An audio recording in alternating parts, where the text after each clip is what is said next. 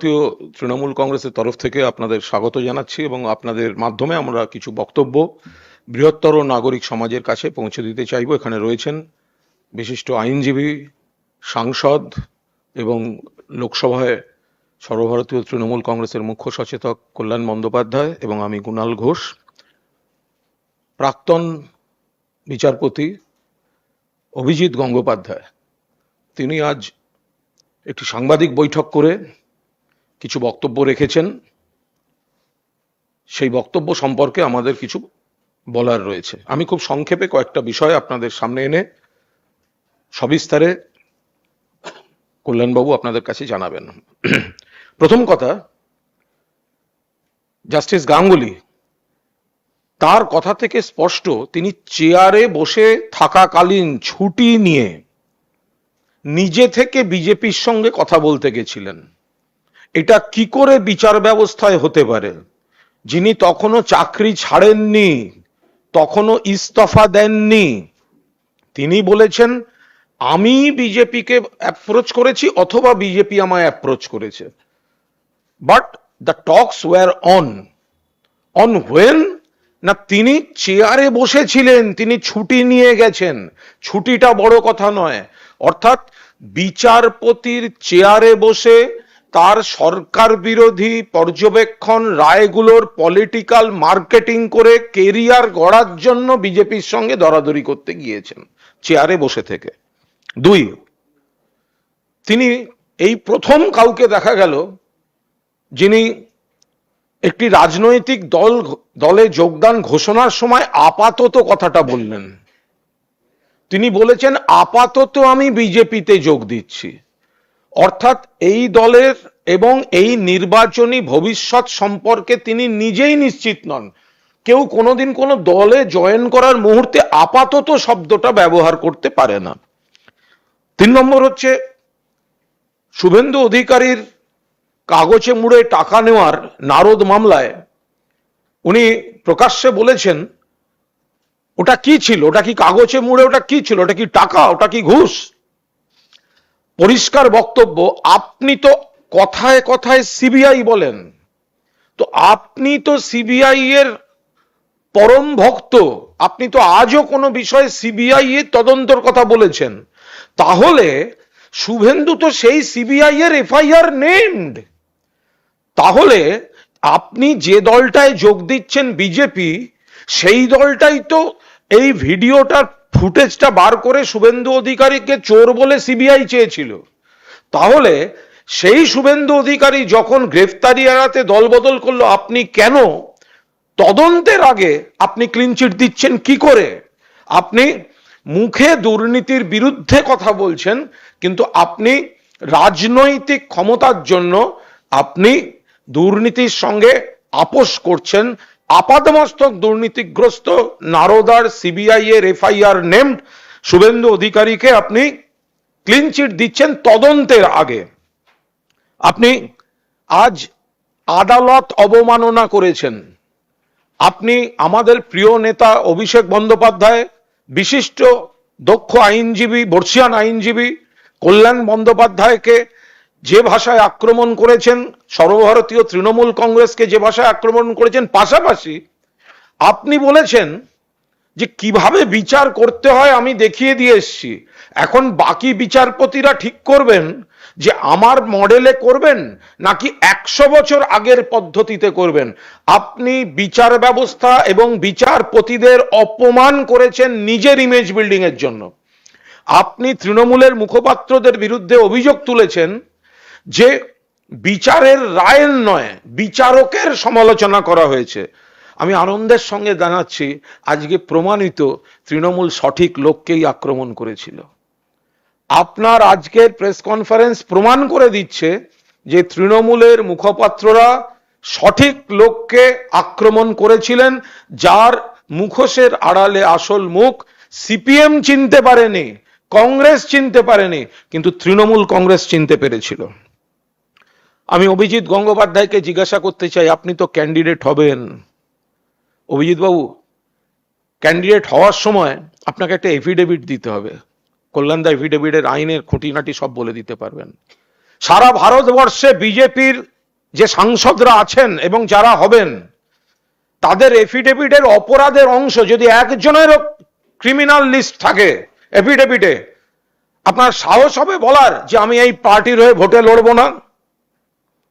Affidavit থেকে প্রমাণিত হয়ে যাবে ভারতীয় জনতা পার্টির কজন প্রার্থীর বিরুদ্ধে ফৌজদারি মামলা আছে, অপরাধের অভিযোগ আছে, যেগুলো বিচারাধীন। তাহলে অভিজিৎ বাবু আপনি শপথ করে বলতে পারবেন, এই চ্যালেঞ্জটা নেবেন যে আপনি এত সততার সার্টিফিকেট যে বিজেপিকে দিয়েছেন, আপনার সঙ্গে যারা ভোটে লড়বেন সারা ভারতবর্ষে, এমনকি সারা পশ্চিমবঙ্গে, তাদের এফিডেভিটে যদি ক্রিমিনাল কেস থাকে তাহলে আপনাকে বলতে হবে আমি লড়বো না, এই বিজেপি দলেও অভিযুক্ত আছে, নানা ধরনের অভিযোগ আছে। এবং আমি শেষ করব এইটা বলে, যে ভাষায় অভিষেককে আক্রমণ করেছেন কল্যাণদা জবাব দেবেন। ভেতরে যদি এত বিষ থাকে কারুর কোনো দলের অবস্থান সম্পর্কে, কোনো রাজনৈতিক প্রতিষ্ঠিত তরুণ তুর্কি নেতা সম্পর্কে, তাহলে তিনি যতদিন বিচার করেছেন তাহলে তার ভেতরের সেই বিষ এবং পক্ষপাতটা তো সেই বিচারে প্রতিফলিত হয়েছে। তাহলে সেই বিচারের কি ভ্যালু ছিল? যে ভাষায় উনি আজকে বিষোদ্গার করলেন এবং প্রথম রাজনীতিবিদ হিসেবে প্রথম সাংবাদিক সম্মেলনে যেভাবে অসহিষ্ণু হয়ে বুদ্ধদেব ভট্টাচার্য বা অন্য কিছু স্বৈরাচারী মনোভাবের লোকদের মতো আপনি অসন্তোষ প্রকাশ করেছেন যে আপনি কোন হাউসের, আপনি ফিট নন, আপনি অমুক, এত অসহিষ্ণুতা যদি প্রথম দিন প্রথম সাংবাদিক বৈঠকে সাংবাদিকদের প্রতি দেখা যায়, সেটা তো খুবই দুর্ভাগ্যের। আমি অনুরোধ করছি বিশিষ্ট আইনজীবী সাংসদ কল্যাণ বন্দ্যোপাধ্যায়, তাকেও আজ আমাদের নেতা অভিষেক বন্দ্যোপাধ্যায়ের পাশাপাশি আমাদের দলের পাশাপাশি কল্যাণ বন্দ্যোপাধ্যায়কেও কুরুচিকর ভাষায় ব্যক্তিগত স্তরের আক্রমণ করেছেন অভিজিৎ গঙ্গোপাধ্যায়। আমি কল্যাণদাকে অনুরোধ করছি বলার জন্য। নমস্কার। দেখুন, আমি অনেক দিন ধরেই বলে আসছি যে প্রাক্তন বিচারপতি অভিজিৎ গঙ্গোপাধ্যায় রাজনৈতিক পক্ষপাত দুষ্ট হয়ে বিচার করছেন এবং সে কথা আজকে প্রমাণিত যে ওনার টার্ম শেষ হওয়ার আগে রিজাইন করে উনি ভারতীয় জনতা পার্টিতে জয়েন করতে যাচ্ছেন। দীর্ঘদিন ধরে ওনার রাজনৈতিক সংস্রব ছিল এবং তাই জন্য উনি রাজনৈতিক চিন্তাভাবনা নিয়ে সমস্ত মামলা ডিসাইড করেছেন। ওনার যত জাজমেন্ট বা অর্ডার দিয়েছে তার 85% মামলা হয় ডিভিশন বেঞ্চ, না হলে সুপ্রিম কোর্ট সেটা সাইড করে দিয়েছে। আপনারা দেখাতে পারবেন না যে উনি এই বিচার নিয়োগ দুর্নীতি ছাড়া কোনো মামলায় কোনো জাজমেন্ট দিয়েছে যে জাজমেন্ট রিপোর্টেড জাজমেন্ট হিসেবে হয়েছে। ওনার একটা জাজমেন্ট দেওয়ার, জাজমেন্ট যাকে বলে, অর্ডার নয়, জাজমেন্ট দেওয়ার যোগ্যতাই কোনোদিন ছিল না, যোগ্যতাই নেই। উনি বিচার ব্যবস্থার একটি কলঙ্ক হয়ে গেছিলেন, উনি বিচার ব্যবস্থার কলঙ্ক। উনি যেভাবে রাজনৈতিক উদ্দেশ্য নিয়ে সমস্ত করেছেন তা কোনো বিচার ব্যবস্থা কলঙ্ক। এর আগেও আমি বলেছি, প্রেসেও বলেছি যে উনি কলকাতা হাইকোর্টের ডিগনিটিকে নষ্ট করেছেন। এমন সব প্রেস কনফারেন্স করেছেন তাতে উনি কলকাতা হাইকোর্টের ডিগনিটিকেও নষ্ট করেছে। এই প্রথম বোধহয় কোনো কলকাতা হাইকোর্টের থেকে কোনো মামলাতে অভিজিৎ গঙ্গোপাধ্যায় যে সমস্ত জাজমেন্ট দিয়েছে, হয় চিফ জাস্টিস অফ ইন্ডিয়ার বেঞ্চ তার ঘর থেকে মামলা ট্রান্সফার করেছে, না হলে বিচারপতি অনিরুদ্ধ বোস এবং আরেকজন বিচারপতি ছিল সুপ্রিম কোর্টের, তারা তার ঘর থেকে ম্যাটার ট্রান্সফার করে অন্য কোর্টে চিফ জাস্টিস ক্যালকাটা হাইকোর্টকে বলেছে যে অন্য বেঞ্চ গঠিত করে সেই মামলা শুনানি হোক। তাহলে সুপ্রিম কোর্টও জানে যে উনি কি ধরনের বিচার করেন। উনি বিচার ব্যবস্থার মধ্যে যখন বিচার করছিলেন তখন উনি যাকে তাকে যা ইচ্ছে ভাষায় কথা বলতো।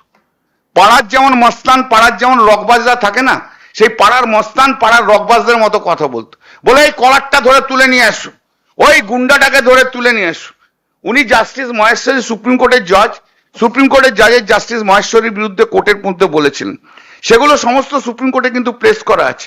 উনি জাস্টিস মহেশ্বরী রিটায়ার করার পরে উনি বলেছিলেন সিবিআই এর অর্ডার দিচ্ছি ওনাকে অ্যারেস্ট করার জন্য, পরে আবার পিছিয়ে যায়।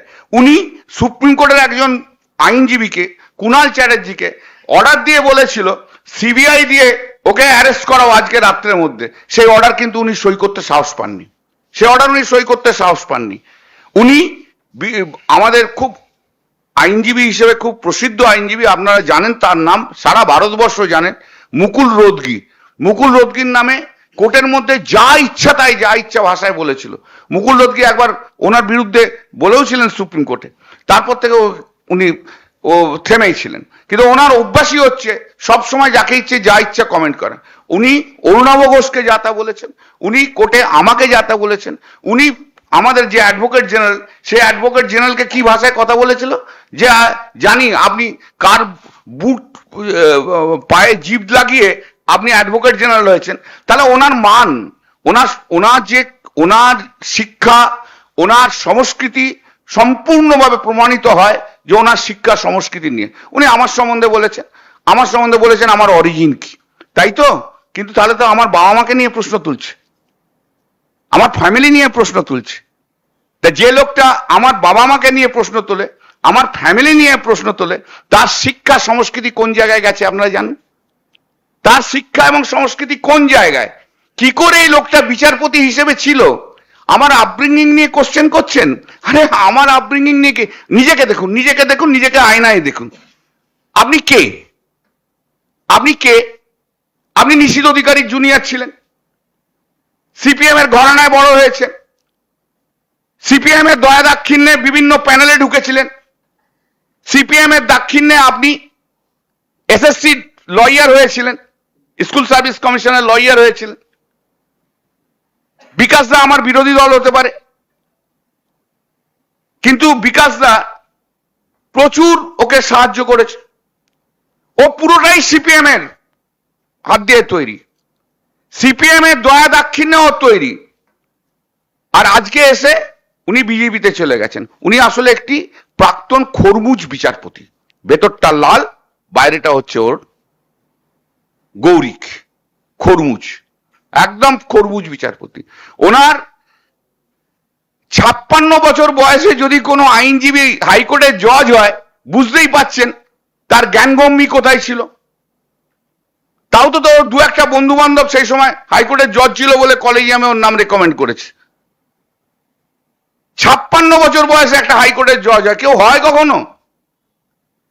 এমন কোন মামলা নেই যে মামলা ও আর্গুমেন্ট করেছে, যে আর্গুমেন্টে জাজমেন্ট রিপোর্টেড হয়েছে। আবার এমন কোন মামলা নেই যে মামলাতে ও জজ হিসেবে জাজমেন্ট দিয়েছে, জাজমেন্ট রিপোর্টেড হয়েছে। কলকাতা হাইকোর্টের সবচেয়ে অপদার্থ বিচারপতি যদি কেউ থেকে থাকেন, তার নাম ছিল প্রাক্তন বিচারপতি অভিজিৎ গঙ্গোপাধ্যায়, যে রাজনীতিটাকে, পুরো রাজনৈতিক ফায়দাটাকে তুলেছেন, পুরো রাজনৈতিক ফায়দা তুলে উনি যা ইচ্ছা করেছেন। উনি একজন মহিলা মিডিয়া পার্সন, একটা চ্যানেলের, সেই মহিলা মিডিয়া মহিলাকে, সাংবাদিক, ওনার কোর্টে থাকতেন, মানে যখন সব সাংবাদিকরা থাকতো, কোন একটা রিপোর্টিং ওর কোর্টে হওয়ার জন্য উনি ওকে থ্রেট করে দিয়েছেন ফোনে।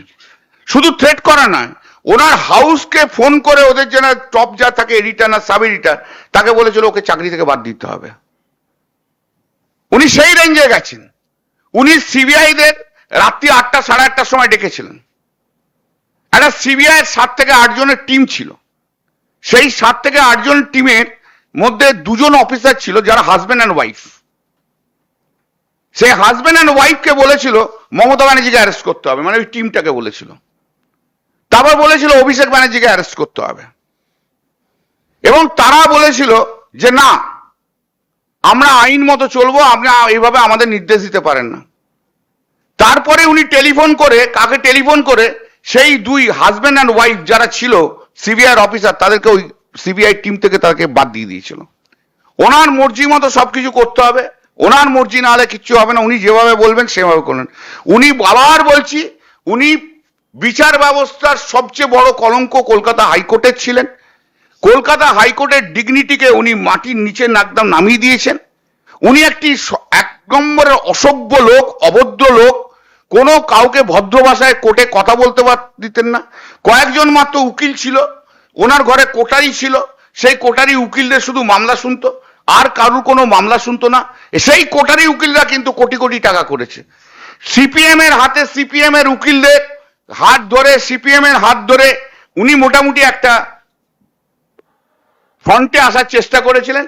সেই সিপিএম কে এখন সরিয়ে দিয়ে উনি এখন চলে গেছেন গেরুয়াতে। অতএব ওনার রুচিজ্ঞান সম্বন্ধে সন্দেহ আছে, যিনি এরকম একটা কথা বলতে পারেন। আমি 2004-এর ডেজিনেটেড সিনিয়র অ্যাডভোকেট কলকাতা হাইকোর্টের, 2004-এ।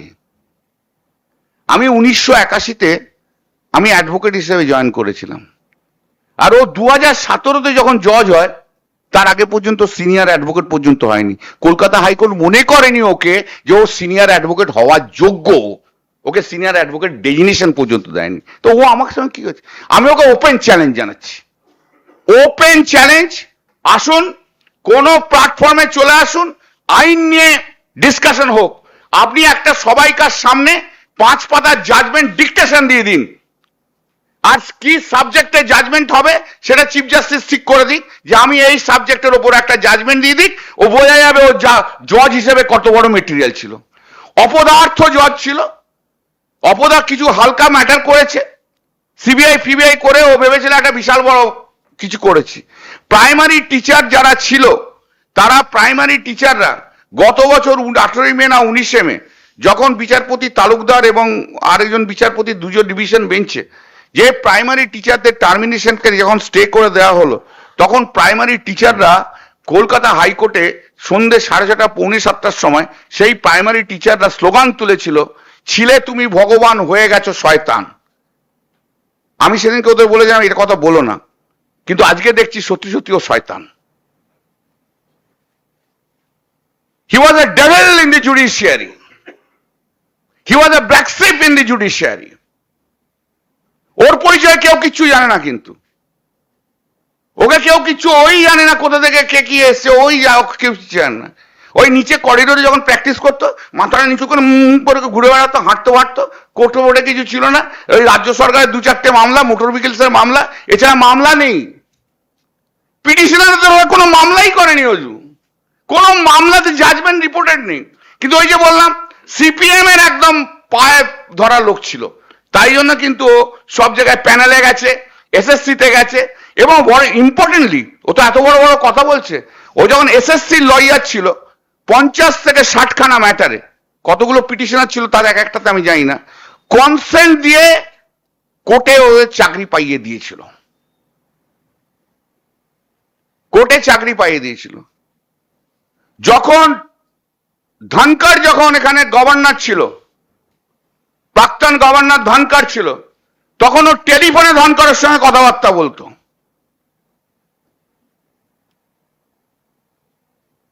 ও এখন শুভেন্দু অধিকারীর পায়ে ধরে ভারতীয় জনতা পার্টিতে গেছে, একদম শুভেন্দু অধিকারী পায়ে ড্রাইভ মেরে দিয়েছে। ও নিজের কেরিয়ার তৈরি করার জন্য শুভেন্দু অধিকারী পাটা ধরে নিয়েছে, তাই জন্য ও শুভেন্দু অধিকারীর মধ্যে ভগবান দেখতে পাচ্ছে, ওর মধ্যে ও ভগবান দেখতে পাচ্ছে। আর শয়তান কি করে ভগবান দেখবে বলুন? শয়তানের চোখে যে ভগবান হয়, সে তাহলে কি হতে পারে আপনারা নিজেরাই বুঝে নিন। তা ওই একটা অ্যাটাক করেছে, ও তো সবাইকে অ্যাটাক করে, আমাকে অ্যাটাক করাটা নতুনত্ব কিছু নয়। বাড়িতে চাপ 1 মাস আগেও কার্ল মার্কসের ছবি টাঙানো ছিল, এখন দেখবেন যেন হয়তো কার্ল মার্কসের ছবি সরিয়ে দিয়ে নরেন্দ্র মোদীর ছবি টাঙিয়ে বসে আছে। জান দেখুন, আর কার্ল মার্কসের ছবি টাঙানো ছিল। আর একটা বড় কথা বলে দিই, এতটাই যখন অ্যাটাক করেছে তখন তো একটা কথা বলতেই হবে, না বললে হবে না। ওর বউ কেন ওকে ছেড়ে দিয়ে চলে গেছিল?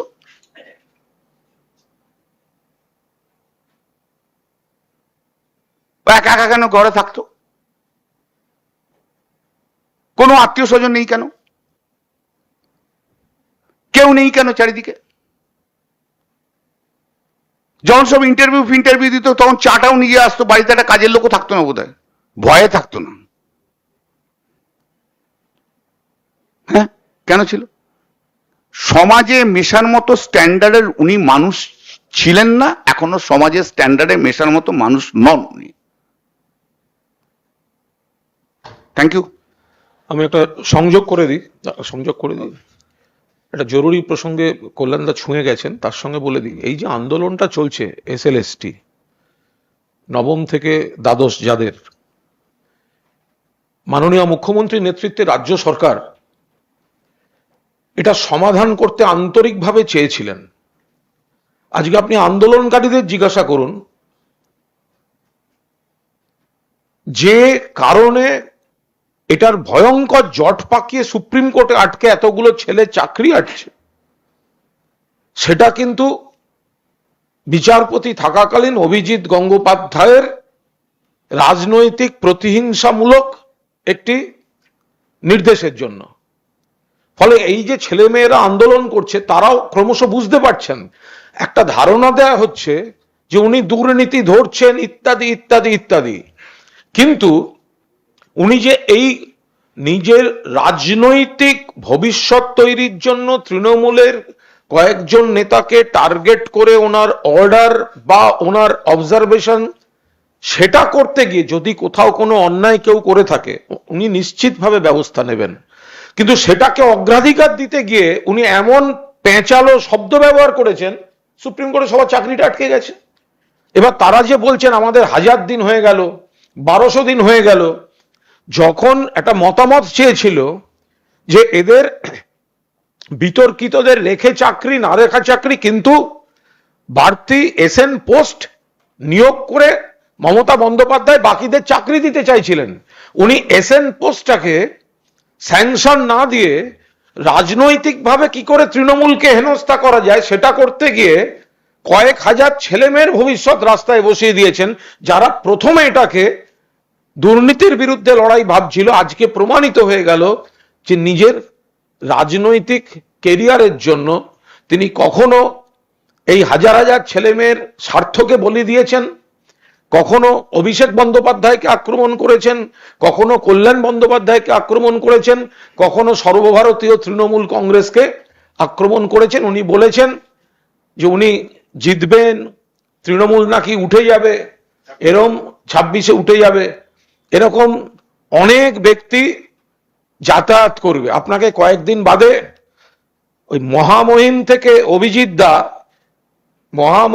অভিজিৎ দা এইটা আগে আপনি অভ্যস্ত হন, তারপর তৃণমূল নিয়ে ভাববেন। এরম অবস্থা না হয় লোকসভা নির্বাচনের পরে আপাতত কথাটা প্রযোজ্য না হয়ে যায়। আপনি যে প্রথমেই বলেছেন আমি আপাতত বিজেপিতে যাচ্ছি, লোকসভা নির্বাচনের পর আপনার মুখ থেকে বেরিয়ে আসা আপাতত শব্দটা সত্য না হয়ে যায়। দাঁড়াতে বলুন না, ওকে যেখানে ইচ্ছে দাঁড়াতে বলুন, ওকে আমরা হারাবোই হারাবো, কারুর ক্ষমতা নেই ওকে জেতানোর। শুভেন্দু কেন নরেন্দ্র মোদী এসে ওকে জেতাতে পারবে না? ও হচ্ছে একবারে পাক্কা 2 নম্বরই লোক, ওর মতো 2 নম্বরই লোক নেই। ও হচ্ছে করাপ্ট লোক, সব প্রমাণ করে দেবো, সব প্রমাণ হয়ে যাবে। করাপশন মানে শুধু টাকা খাওয়া নয়, করাপশন মানে এটাও জুডিশিয়ারিতে বসে যখন পলিটিক্যালি মোটিভেটেড হয়ে জাজমেন্ট দেয়, that's also corruption. He is a dishonest, he dishonest, একদম ফ্রড। ওর judgement is a product of fraud. আজকে উনি বাজে থার্ড গ্রেডের লোক একটা, থার্ড গ্রেডের থার্ড স্ট্যান্ডার্ডের লোক একটা। কারুকার কাছে আপনাদের অনেকের মিডিয়ার কাছে ওরা ভগবান, আমার কোনো আপত্তি নেই, যা ইচ্ছে ভগবান করুন। ও আসুক না, কোথায় দাঁড়াবে? হলদিয়া, ডায়মন্ড হারবার, শ্রীরামপুর, যেখানে না কেন ওকে হারাবোই হারাবো, ওকে হারতেই হবে। ও না হারলে তো বিচার ব্যবস্থাটাই উঠে যাবে। ওরা একটা বিচারক হিসেবে একটা ফ্রড বিচারক ছিল একটা।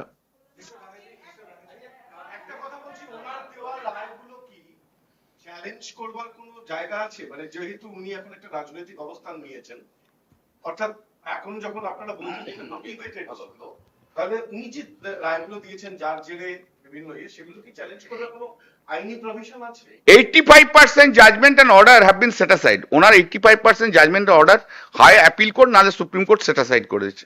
15% এর মতো আছে যেগুলো পেন্ডিং রয়েছে, সেখানে গিয়ে নিশ্চয়ই আমরা পয়েন্ট নেব যে পলিটিক্যালি মোটিভেটেড, সেটা নিঃসন্দেহে নেবো। আবার কোর্ট কি ডিসাইড করবে তাই হবে।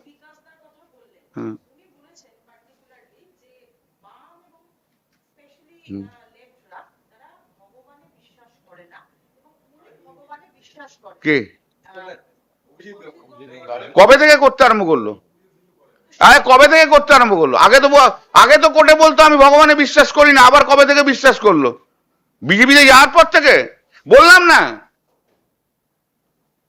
ও যে কি জিনিস সব বুঝতে পারবে। এবার তো আসবে কাছে, দূর থেকে দেখতে অনেক কিছু ভালো লাগে, এবার যখন কাছে আসবে না তখন বুঝতে পারবে কি জিনিস ও। এবার তোমাদেরও গালাগাল দেবে, চিন্তা করার কিছু কারণ নেই। কে ওর মনে করাতে কিছু এসে যায় না তো। ও কে হরিদাস পাল যে ও মনে করলো কি না করলো তাতে কিছু এসে যায়? সে তো বাংলার মানুষ ভোট দিয়ে জিতিয়েছে, ওকে ডেমোক্রেসি থেকে বিশ্বাস করে না, তাও করে না। ও তো ডিক্টেটরশিপে বিশ্বাস করে, তাই জন্য তো নরেন্দ্র মোদীর দলে গেছে। ভারতবর্ষে পশ্চিমবাংলার মানুষ এতগুলো লোককে জিতিয়েছে, পশ্চিমবাংলার মানুষ তৃণমূল কংগ্রেসে এতগুলো সাংসদ দিয়েছে, পশ্চিমবাংলার মানুষ মুখ্যমন্ত্রী তৈরি করেছে। ও হরিদাস পাল কে বলার? তৃণমূল আছে কি না আছে? আরে বললাম না, ভুসি মাল একটা, একবারে ভুসি মাল। দেখতে থাকো, দূর থেকে দেখেছো, বড্ড ভালো লেগেছে। কেউ কিছু বলতে পারতো না, কন্টেন্ট হতো না। এইবার এর দেখবে ও শিক্ষা দীক্ষা রুচি সব একদম পরিষ্কার হয়ে যাবে। 1 নম্বরের ভুসি মাল, 2 নম্বরই মাল, একদম পুরো 2 নম্বরই মাল। কথাই ভালো করে বলতে পারে না। ও ইংরেজিতে বলুক না 1 ঘন্টা কথা, ও 45 মিনিট 1 ঘন্টা ভালো করে স্পিচ দিক না একটা। দেন বলো, দিতে বলো না ওকে। 4 বছর না করে কি বলছো? আমি দেখো না, তুমি করবে, আর কিছু করতে পারো না। দেখো এবার তো কাছে আসবে, একদিন তো দূর থেকে দেখেছো। সেই যেমন মা দুর্গাকে মঞ্চে তুলে দেয় না, সেই তো দুর্গা দেখেছো আর কি, বা মাইলট করেছো ভয়কে। এবার তো কাছে আসবে, তোমাদের কাছের মানুষ হবে না। কিছু সাংবাদিকের তো বড্ড কাছের মানুষ। তবে হ্যাঁ, দুর্ভাগ্য একটা জিনিস, সত্যি একটু কষ্ট পাচ্ছে বেশ কিছু সাংবাদিকের কলকাতা হাইকোর্টে কাজ কিন্তু কমে গেল। Mr. Banerjee, Mr. Banerjee, I've got 2 questions. I am just giving in English first. Let me tell. The fact that we have seen previously Justice Ranjan Gogoi joining I'm coming. and also becoming the Rajya Sabha member of Parliament, and now a judge joining BJP. At least he has expressed opinion that he will be joining BJP. Does it indicate that judiciary has been completely compromised with the interference of politics? I can say this much, that the peoples of this country and the lawyers, prudent lawyers, they are losing their confidence on judiciary. And of course, judges. Although all the judges are not responsible for diminishing the stature and of the status of the judiciary, but few persons like Justice Ranjan Gogoi, Justice Satta Shivam, that the present one Justice Gangopadhyay, they have diminished the status and the Indian judiciary itself. It has been started from 2014 when Narendra Modi became the Prime Minister of the country. One after another offer had been given to the ex-CGIs when they were sitting judge. And it is that now people is thinking, all are thinking, their important judgments were subject matter, were consideration of political consideration, and very important matters had been taken. Justice Satta Shivam was made governor. Justice Ranjan Gogoi after the retirement has made member of parliament. And now Justice Abhijit Gangopadhyay, when during his tenure, he resigned it. Therefore, of course, now question is coming in our mind. Whenever I am arguing and going to the court and arguing a matter, I am in a double thought whether this judge really can give a justice to us, because he may go to the political party any day. Narendra Modi very calculatedly, very deliberately had made this entire all organization political. He is trying to do it. He has politicized CBI. He has politicized ED. He has been trying to politicize also the judiciary. And for that reason, few judges have been brought into the politics. Mr. Arun Jaitley, when he was the leader of the Lok Sabha, Rajya Sabha, opposition leader of the Rajya Sabha, he has said very categorically, I can remember that his words. Arun Jaitley says that if the judges accept any political appointment, the people will not have the confidence amongst the judges. It will destroy the dignity and belief, trust has been conferred upon the judiciary itself. There should be some time, cooling period. That cooling period should be there. Must at least few years should be a cooling period. But these are the judges. They have been politically, they have achieved so many things. That is the reason they are in a hurry to go into the politics. So today he said that I have approached BJP. BJP has also approached me. He has resigned just yesterday. So if a sitting judge has been approached by BJP, Therefore, he was a political corrupt judge in the judiciary. Political corrupt judge in the judiciary. Exactly, that is the reason he was a political. He has said 3 months, but I have said it before 8 months that he will be resigning. He will be resigning from the post just before Lok Sabha election. I have discussed these things amongst the lawyers of the Calcutta High Court on so many times. Everyone, and one, I just tell you, today I am telling you, I said it to one of my junior in the month of April 2023, and he made one Facebook posting in April 2023. In that time, in the Facebook he posted that one of the member of the Calcutta High Court legal fraternity was going to be a member of the Rajya Sabha. He has said that. Without naming him, without giving. Today it has been proved, instead of Lok Sabha, Rajya Sabha, he is going to contest.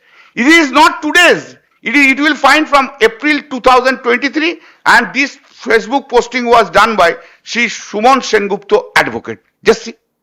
And that possibly, if I am right, that was a Friday. উনি মহিলাদের সম্মান ইত্যাদি নিয়ে অভিজিৎ বাবু আরেকটা কথা আমি বলে দিই, বলতে বলতে আমি চলে গেছিলাম, সরি। জানেন, একজন মুসলিম পিটিশনার দাঁড়িয়ে আছে, কোর্টে ঢুকেছে, তাকে বলে যে এটা কি মসজিদ নাকি, দাড়ি ফাড়ি নিয়ে এখানে কোর্টের মধ্যে ঢুকে গেছেন, বেরোন কোর্ট থেকে। একজন হেডমাস্টারকে ডেকেছিল, সেই মামলাটা আমি পরে অ্যাপিল করে স্টে করেছিলাম। তার চাকরি ওখান থেকে তাকে ডিমোট করেছিল, করে বেরো, কোর্ট থেকে বেরো, কোর্ট থেকে বেরিয়ে যাও। এই সমস্ত অসভ্যতা করতো দিনের পর দিন। একটা লোক কিভাবে কলকাতা হাইকোর্টে অসভ্যতা করেছে, যারা লয়ার আছে তারা দেখেছে। একটা অসভ্য থার্ড গ্রেডের লোক, একটা কি করে লোকটা জজ হলো, কি করে লোকটা জজ হলো? আমার মনে হয় ওর একটা মেন্টাল ট্রিটমেন্ট হওয়ার দরকার আছে। ওকে একটা মানসিক হসপিটালে ওর একটা ট্রিটমেন্ট হওয়া উচিত। ও সত্যি সত্যি স্ট্যান্ডার্ডের আছে কিনা একটা বড় নিউট্রাল মেডিকেল সেন্টারে নিয়ে ওকে আগে চেক আপ হোক। ও যদি হিম্মত থাকে ওই চ্যালেঞ্জটাই ও গ্রহণ করুক, যে ও পাগল না ঠিক আছে নর্মাল ম্যান, ওটাকে দেখতে হবে। কিন্তু অভিষেক বন্দ্যোপাধ্যায়ের নাম মানে তালপাতা সেপাই বলে বিদ্রোহ করেছে। শুনুন, অভিষেক বন্দ্যোপাধ্যায় যে স্টেচারে আজ চলে গেছে না, সেই স্টেচারে যে ওর রাজনৈতিক বাবারা এখন যারা আছে না, তারা অভিষেক বন্দ্যোপাধ্যায়কে ভয় খায়। ঠিক আছে, যে ঠিক আছে জান শুনে নি, ভয় খায়। রাজনীতিতে অভিষেক বন্দ্যোপাধ্যায় প্রতিষ্ঠিত পশ্চিমবাংলায়। পশ্চিমবাংলা ছেড়ে দিন, অভিষেক বন্দ্যোপাধ্যায়ের নেতৃত্বে ভারতবর্ষের বুকে, দিল্লির বুকে গত বছরে যে আন্দোলন হয়েছে, দিল্লিতে এমন আন্দোলন কখনো হয়নি। আমাকে এখনকার গভর্নর যিনি আছেন, তিনি আমাকে দার্জিলিংয়ে বলেছিলেন যে আমি অভিষেক বন্দ্যোপাধ্যায়কে দেখে আমার মনে পড়ে সেই পুরনো দিনের কথা, যখন মুলায়ম সিং যাদব যুব নেতা ছিল, যখন শারদ পাওয়ার যুবক বয়সের নেতা ছিল, যখন মমতা বন্দ্যোপাধ্যায় যুব নেত্রী ছিল, এটা কিন্তু আমাকে এখনকার যে গভর্নর তিনি আমাকে কিন্তু বলেছিলেন অভিষেক বন্দ্যোপাধ্যায়ের মধ্যে প্রচুর সম্ভাবনা, তাই ভয় এত। কেন কেন একটা ছেলের পিছনে এত বড় লাগতে হচ্ছে? কেন একটা ছেলের পিছনে বিজেপিকে পুরো নেমে পড়তে হচ্ছে? কেন একটা ছেলের জন্য নির্মলা সীতারামনকে পার্লামেন্টে স্টেটমেন্ট করতে হচ্ছে? কেন একটা ছেলের জন্য বারবার ইডি সিবিআই কে ডাকা হচ্ছে? কেন একটা ছেলের জন্য বারবার ডায়মন্ড হারবার নিয়ে অ্যাটাক করা হচ্ছে? কখন অ্যাটাক করে, কখন বলে, যখন তার মধ্যে ভায়াবিলিটি থাকে। কিন্তু অভিষেককে এইভাবে নষ্ট করা যাবে না। অভিষেকের গায়ে এতটুকু আঁচড় ওরা কাটতে পারবে না। বললাম তো, ওর রাজনৈতিক বাবারা এখন যারা আছে, ও তো অনেকগুলো রাজনৈতিক বাবা এখন অনেকগুলো হয়েছে, একটা তো পা ধরে পড়ে রয়েছে, আরো এদিক ওদিক রয়েছে, কেউ কেউ আবার কনস্টিটিউশনাল পোস্টেও বসে রয়েছে, কেউ বাঁচাতে পারবে না। অভিষেক বন্দ্যোপাধ্যায়ের হাত দেওয়া, ও যখন জজ ছিল চেষ্টা করেছিল অভিষেককে অ্যারেস্ট করে ঢোকানোর, পারেনি।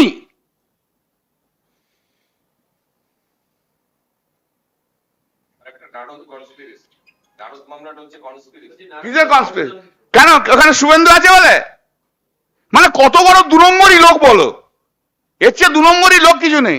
ওসব করাপশন না, ও নিজেই করাপ্টেড, আমি তো বলছি। জানি না এখন শুভেন্দুর কাছ থেকে কত টাকা খেয়েছো।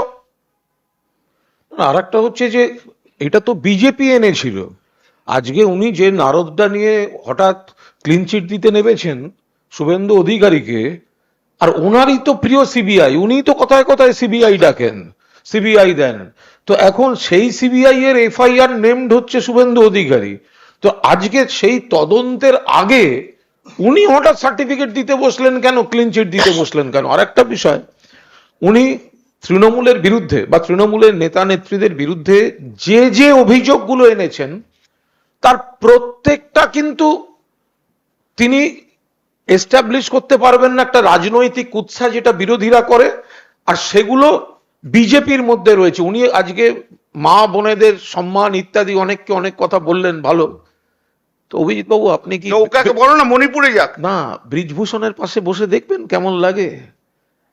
অভিজিৎ গঙ্গোপাধ্যায়কে অনুরোধ করব, ব্রিজভূষণ আমাদের সোনার মেয়ে, কুস্তিগির, সাক্ষী মালিকরা, শ্লীলতাহানির অভিযোগ, বিজেপির সাংসদ, দিনের পর দিন তারা রাস্তায় আন্দোলনে, কোথায় থাকে আপনার বিবেক? সেই ব্রিজভূষণ যেখানে বসে আছে আপনি সেই দলে, সেই ব্রিজভূষণের পাশে বসার স্বপ্ন দেখছেন, আর আপনি বলবেন যে আপনি হচ্ছেন বিবেকের ভূমিকায় অভিনয় করছেন, এ হতে পারে না। আপনি একবার যাকে ওনার ভালো লেগেছিল, আপনার হাতের লেখাও ভালো লেগেছে,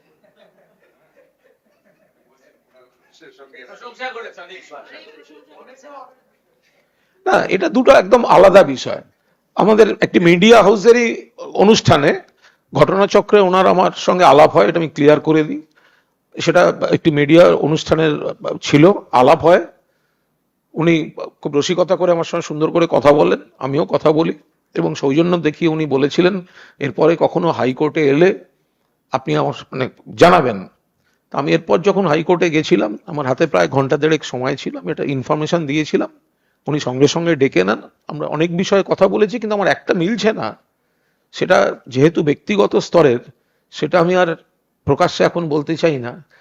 আমি এইটুকু অবাক হয়ে যাচ্ছি যে উনি তো অভিষেকের গুণমুগ্ধ ছিলেন, তাহলে হঠাৎ উনি কি করে অভিষেককে এত আক্রমণ করছেন? এর পেছনে কি রহস্য আছে আমি এটাই বুঝতে পারছি না। বাকি ওনার সঙ্গে শিল্প সাহিত্য সংস্কৃতি নিয়ে উনি আমার লেখা কাগজে পড়েন, আমি সেটা শুনে আমার ভালো লেগেছে, আমি বই পাঠিয়ে দিয়েছি, এরকম কোনো বিষয় না। এবং উনি যদি বিজেপিতে যোগ না দিতেন, হয়তো আমি আমার নতুন বইগুলো নিয়ে ওনার সঙ্গে দেখাও করতে যেতাম।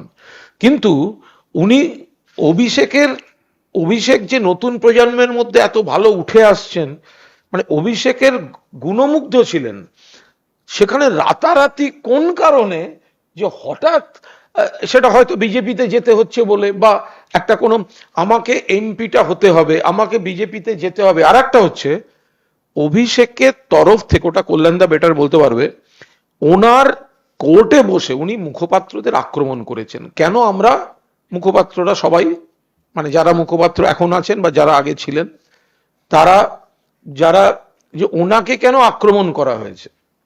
কিন্তু বিষয়টা হচ্ছে উনি কখনো ওনাকে তো বারবার বলা হয়েছে উনি কোনো মামলা করছেন, মামলার রায় দেবেন ইত্যাদি। উনি তো উদ্দেশ্য প্রণোদিতভাবে আমাদের পার্টি, আমাদের নেতা, আমাদের নেত্রী এই জড়িয়ে বারবার বারবার এই কথাগুলো বলেছেন। সেইখান থেকেই এই প্রবলেমগুলো তৈরি হয়েছে। আর একটা হচ্ছে অভিষেক ওনার এই ধরনের কিছু মন্তব্যের বিরুদ্ধে সুপ্রিম কোর্টে গিয়েছে, সেটা কিন্তু এখনো পেন্ডিং আছে। অভিষেক কিন্তু বিচারপতি হিসেবে অভিজিৎ গঙ্গোপাধ্যায়ের ভূমিকা চ্যালেঞ্জ করে সুপ্রিম কোর্টে গিয়েছেন। সেই মামলার ফয়সালা হয়নি, তার আগে উনি রণে ভঙ্গ দিলেন। আমি যদি ভুল না করি, কল্যাণ একটু বলে দাও এটা। না, আমি একটু কুণাল যা বললো কুণাল তো একরকমের ইন্টারপ্রিটেশন দিল, আমার ইন্টারপ্রিটেশনটা ওই যে কুণাল সম্বন্ধে যে প্রশ্নটা করলে একটু অন্যরকম আছে। সেটা যে ইন্টারপ্রিটেশনটা হচ্ছে ও একটি কিন্তু ঝান্টু জিনিস, অভিজিৎ গঙ্গোপাধ্যায় একটি ঝান্টু জিনিস। ও জানে যে কুণালকে যদি আমি একটুখানি বেশ পটি রাখি তাহলে হয়তো অ্যাটাকটা আমার কম হবে। কুণাল ভালো, কুণাল ভালো, কুণাল ভালো, ওর এইটাই হচ্ছে প্রসিডিওর। এই যেমন হাইকোর্টে গেলে, ওর কোর্টে গেলে ও কি বলতো আমাকে, আপনাকে আমি ভীষণ শ্রদ্ধা করি, আমি আপনার কাছে আইন শিখছি, আপনি যখন আর্গুমেন্ট করেন আপনি আরো আসুন, আমি আপনার কাছে শ্রদ্ধা করি। কারণ যে যাতে না বেশি ঝাড়ি, ও ঝাড়কে খুব ভয় খায়। এবারে রাজনীতিতে এসে পলিটিক্যাল খায়। এবার একদিন তো বলতে পারিনি অনেক কিছু, আর তো কন্টেম্প হবে না। হ্যাঁ, 420 লোক একদম, ও জানে ও ঝান্টু, এক পুরো ঝান্টু। কুণালকে একটুখানি ঠিকঠাক করে সেট করে রাখতো, যাতে কুণাল আবার পেছে যে আবার উল্টো পাল্টা বেশি না বলে দেয়। কুণাল তো খুব স্ট্রেট কাট কথা বলে। তা যাই হোক, কুণালেরও একটা, যাই হোক, যদি না বলে, এটা এখন একটা পরিষ্কার কথা যে একটা ব্যক্তিগত যোগাযোগ পরিচয় এটা আলাদা, কিন্তু কেউ যদি আমার যেটা অস্তিত্ব, আমার যেটা পরিবার, সর্বভারতীয় তৃণমূল কংগ্রেস, আমার নেত্রী মমতা বন্দ্যোপাধ্যায়, আমার নেতা অভিষেক বন্দ্যোপাধ্যায়, আমার দাদা কল্যাণ বন্দ্যোপাধ্যায়, তাকে যদি কেউ রাজনৈতিক মঞ্চ থেকে আক্রমণ করে, ব্যক্তি আক্রমণ করে, কুৎসা করে, তখন আমি নিশ্চিতভাবে তাকে সমান ভাষাতেই আমি সেটা ফেরত দেব। তার মানে এই নয় যে সেখানে আমি, না না, তুমি বিগলিত হওনি। ও বলছি যে ও হচ্ছে জান্টু জিনিস, ও একটু মানে সেট করে লাইন করে, ও তো লাইন বাজলো। ও সিপিএম এর সঙ্গে লাইন করে, যে লাইন করে ব্রিফ পেয়েছে, ও সিপিএম এর সঙ্গে লাইন করে, যে লাইন করে প্যানেলে ঢুকেছে, এসএসসির প্যানেলে ঢুকেছে, বরং ও পুরোটাই লাইন। আমরা আরেকটা বলি, সবই বলা হলো, সিপিএম আর কংগ্রেস এবার বলুক এতদিন কাকে নিয়ে নাচছিল। সিপিএম আর কংগ্রেস, আমি গর্ব করে বলছি, তৃণমূল দল এবং তৃণমূলের মুখপাত্ররা যাদের উনি বারবার অ্যাটাক করেছেন, আজ প্রমাণিত হয়ে গেছে তারা সঠিক লোক চিনেছিল এবং আসল লোককে আক্রমণ করেছে, যে মুখোশ পরা ভারতীয় জনতা পার্টি। আজকে তো সিপিএম কংগ্রেসকে বলতে হবে, বিকাশ বাবু আর বিকাশ বাবুর সঙ্গে যারা থাকেন তাদের বলতে হবে, রোজ টিভিতে গিয়ে বড় বড় করে তৃণমূলকে গালাগালি। আর অভিজিৎ গঙ্গোপাধ্যায়কে যখন আমরা সমালোচনা করেছি তখন আমাদের বলা হয়েছে এই করা হচ্ছে, ওই করা হচ্ছে, বিচারপতিকে ইয়ে করা যায় না। সিপিএম আর কংগ্রেস আজকে কৈফিয়ত দিক যে তারা তাদের যাকে নিয়ে মাতামাতি করছিল, তারা আজকে তারা কি বলবে। Thank you. Thank you.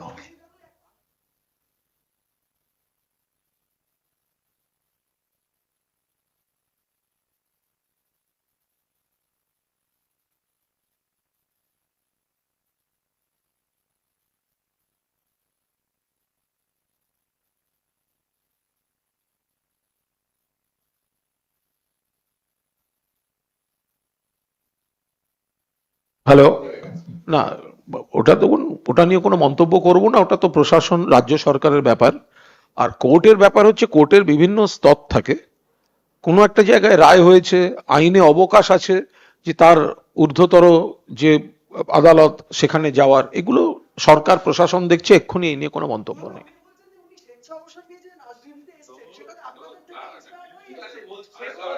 এগুলো হয়ে গেছে।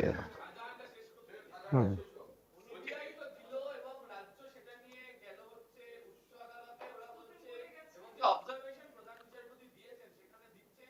রাজ্য পুলিশের এত অতিরিক্ত ইচ্ছা কেন, কেন তদন্ত করতে চাইলো, ডেডলি ওয়েপন নিয়ে পরিকল্পনা করে মারধর করা হয়েছে, এগুলো উল্লেখ করা হয়েছে। এই নিয়ে কোনো মন্তব্য করব না, এটা আদালতের বিষয়টা, শুনানির বিষয় রয়েছে, যারা রাজ্য সরকারের প্রতিনিধি তারা দেখছেন। বক্তব্যে বলছেন এবার থেকে জেলাতেও ইডি এবং কেন্দ্রীয় গোয়েন্দা ইলেকশনের কাজে তারা ইনভলভ থাকবে, নজরদারি করবে। হঠাৎ করে প্রার্থীদের বিষয় বা ইলেকশনে ইডি কে জেলায় দেওয়ার কি প্রয়োজন হলো বা কেন্দ্রীয় গোয়েন্দাদের? এটা অত্যন্ত আপত্তিকর। তার কারণ হচ্ছে ইলেকশনটা ইলেকশন কমিশন করবে। যেভাবে কেন্দ্রীয় সরকার এজেন্সিকে বিরোধী দলকে দমন পীড়নের জন্য রাজনৈতিক উদ্দেশ্য প্রণোদিতভাবে ব্যবহার করছে, সিবিআই, ইডি, এনআইএ ইত্যাদি, নির্বাচনে সেখানে যদি এজেন্সিকে ব্যবহার করা হয় নির্বাচন কমিশনের কাজে, কেন সেটা, মানে কোন কারণে, কিসের জন্য? কমিশনের যে স্ট্রাকচার, তাতে তো যে জিনিসগুলো ধরার তারা মনে করলে তাদের হাতে ক্ষমতা রয়েছে, সেখানে হঠাৎ কেন্দ্রীয় এজেন্সি লাইক ইডি তাদের ব্যবহার করা, এটা বৃহত্তর কোনো পরিকল্পনা, বৃহত্তর কোনো ষড়যন্ত্র মাথায় না থাকলে এটা হয় না।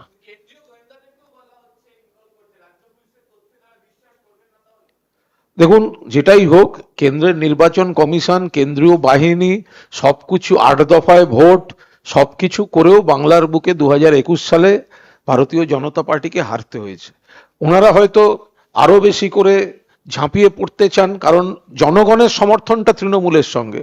ওনারা এজেন্সির অপব্যবহারে নানাভাবে হ্যারাস করে, বিরোধীদের বিরুদ্ধে কুৎসা করে, মানে ওনাদের বিরোধীদের বিরুদ্ধে, অর্থাৎ তৃণমূল কংগ্রেসের বিরুদ্ধে কুৎসা করে তৃণমূলের প্রার্থীদের হ্যারাস করার কোনো পরিকল্পনা আছে কিনা সেগুলো তো সতর্ক থাকার দরকার। শেখ শাহজাহান যেহেতু প্রভাবশালী নির্বাচিত জনপ্রতিনিধি, সাধারণ মানুষ নয়, ওদের তাকে সিবিআই তুলে দিতে হবে, হাইকোর্ট বলছে। এটা নিয়ে কোনো মন্তব্য করব না। ইতিমধ্যেই যা যা করার আমাদের সরকার প্রশাসন তারা খতিয়ে দেখছেন, ফলে এখানে দলের আলাদা মন্তব্যের এই মুহূর্তে অবকাশ নেই। উইকিপিডিয়ার তথ্য অনুযায়ী এনকে ডিজিটাল ছিল গত বিধানসভা নির্বাচনের সবচেয়ে নিখুঁত এক্সিট পোল এবং ওপিনিয়ন পোলের অধিকারী। এবারের লোকসভা নির্বাচনের ওপিনিয়ন পোল আসছে এই মার্চেই। জানতে হলে দেখতে থাকুন এনকে ডিজিটাল।